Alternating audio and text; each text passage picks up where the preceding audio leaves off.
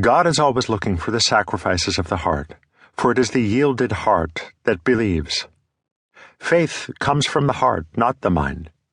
Living a life of surrender to God can only result in ever-increasing faith. This place of surrender is an expression of dependence on God. Such dependence comes from humility, which basically means to see ourselves as He does. Dependence is surrender made manifest.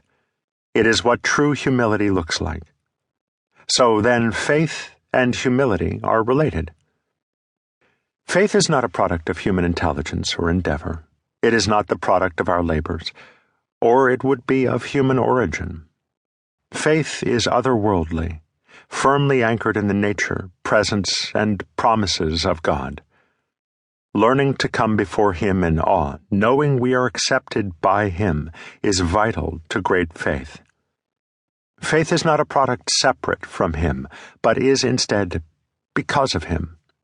Faith is the result of His nature having an impact on the heart of the believer.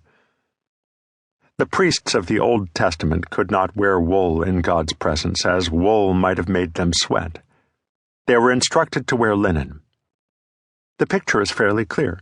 We cannot come before God through our own labors, sweat. We must come before Him through His labors, which were designed to make us acceptable before Him. Faith is called both a fruit and a gift of the Spirit.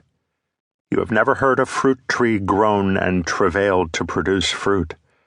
Growing fruit is the evidence that the tree is holding its place, abiding in the soil, in order to receive nutrients, sunlight, and moisture correctly.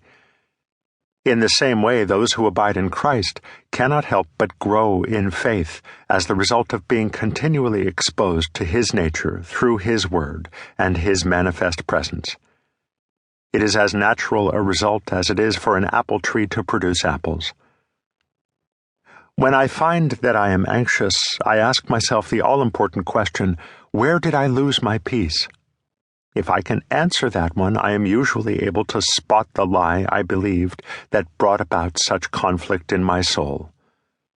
Confession and forsaking sin follow, which is what God uses to restore peace. And that place of peace is the place where faith matures. Prayer.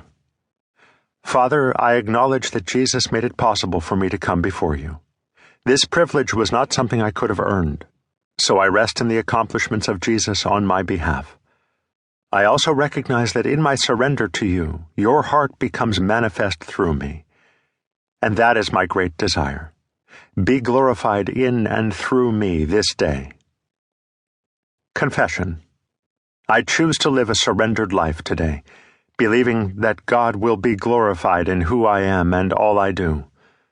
I live this way because I am highly favored of the Lord. His peace, the atmosphere of heaven, is my portion.